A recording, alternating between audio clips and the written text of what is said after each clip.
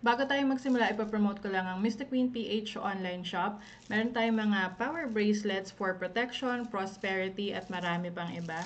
And then, meron din tayong mga zodiac sign bracelets na nag-a-align ng energies for each zodiac signs.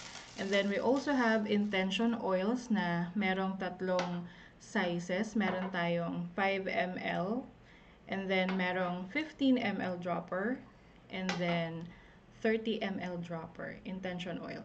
And then we also have a spell jar for protection and prosperity. And then the latest addition sa ating mga products ay ang cleansing and protection spray. So available siya in 50 ml and 100 ml bottle. Ayan, so available yan lahat sa ating Shopee, link on the description. Pisces, hi! Welcome to Mr. Queen PH at ito ang inyong weekly reading for October 16 to 22, 2023. So, general reading, just take what resonates, watch your sun, moon, rising, and Venus for other messages. So, just a reminder, gamitin nyo lamang ang reading na to bilang gabay. So, ito nga pala ang Pisces bracelet. So, meron tong aquamarine, amethyst, and jade. So, ito ay nag-a-align sa energies ng Pisces. So, this is available sa ating Shopee, link on the description. Okay, so let's see, Pisces. Ano yung overall energy ninyo for this week? 7 of Swords. Oh, dishonesty. Maaring yung iba sa inyo, you feel like someone is not being true to you, no?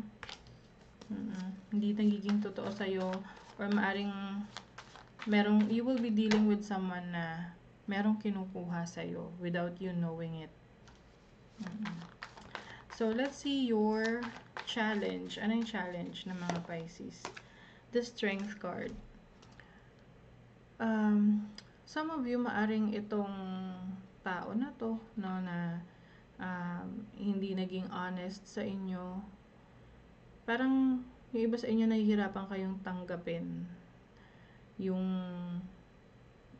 ganung sitwasyon. Kasi yung iba hindi nyo inaasahan na ganito tong tao na to. But at least, alam mo na malalaman mo na. It will be revealed. Of course, this is a general reading. Hindi naman ito mag-resonate sa lahat. Okay? But, yung iba sa inyo parang alam mo yung feeling na hindi mo inaasahan na itong taong to i-betray ka. And then, parang, nung nalaman mo, parang kang, nawala ng lakas. Oo, hirap na ganun. So, let's see your opportunity. Ano yung opportunity ng mga Pisces? You have the Knight of Pentacles. So, there's an opportunity for you to have a stable career, a stable income, a stable job, or a stable na business, no? Hindi siya ganun ka bilis yung progress niya, pero stable siya. You know what I mean? Na maaring mga nasimulan mo na to before, this can be your career, your business. It's going smoothly, slowly but surely, okay? And at least meron siyang patutunguhan. Oo, meron siyang meron kang benefits na makukuha rito. And this is also about prosperity. Some of you are investing also. Meron kang investment na pinasok or papasukin na kung saan mas magbibigay ito sa'yo ng financial stability in the future. So, let's see your blessing. Ace of Cups. As a blessing, there is a source of happiness, no? Na may experience mo. So, this can be a new person coming in, a new relationship, or magpapakilig sa'yo. Oo. So, let's clarify. May new beginnings eh. What is the 7 of Swords? 2 of Cups. Okay. Some of you, Pisces, may experience dishonesty sa relationship. If you are connecting with someone, pwede rin tong sa business partnership na, meron kayong agreement, tapos hindi niya tinupad, mga ganon. Okay? So, yung iba sa inyo, you feel somehow na devastated or isip nyo, paano nangyari yun? Paano nakalusot? Four of Swords. I think, medyo mahihirapan kayo na harapin ito. Lalo na kung itong taong to is masyadong naging close na sa inyo, na you've been through a lot with this person. So, it may take a while for you to overcome this, no? Na malagpasan to. This can be your best friend. Pwede rin tong anyone na nagtiwala ka.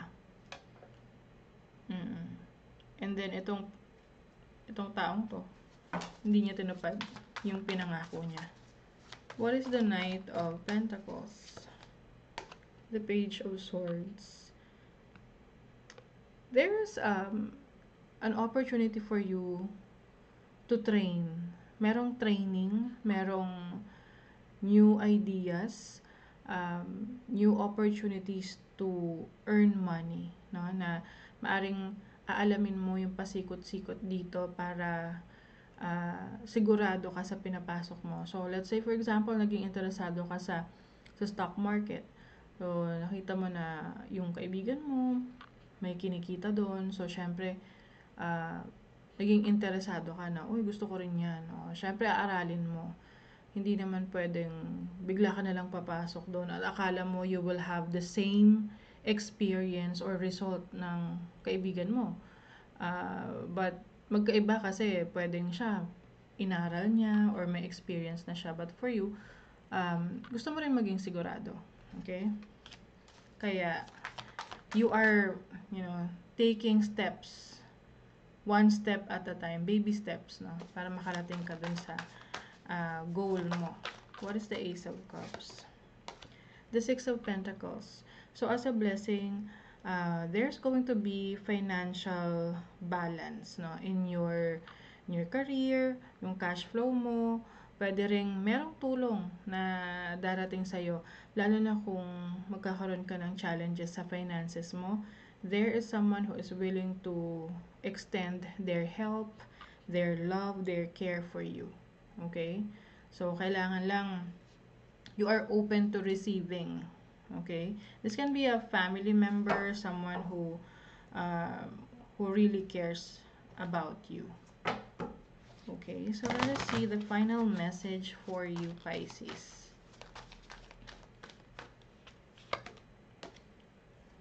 Protection. Sabi dito, consider who you allow to take your energy and who you give it away to freely. Yeah, this makes sense, no? Doon sa dishonesty or doon sa cheating or someone na hindi naging totoo sa'yo. So, you have to protect yourself. Wag agad-agad magtitiwala. Okay? At do not just, let others take you for granted or take advantage of you. Okay? Protect yourself. So, that is your reading, Pisces. Kung nagustuhan nyo ito, naka-resonate kayo, mag-comment kayo dyan. Like, share, subscribe para lagi kayong updated sa ating mga readings. Thank you so much, Pisces. See you again.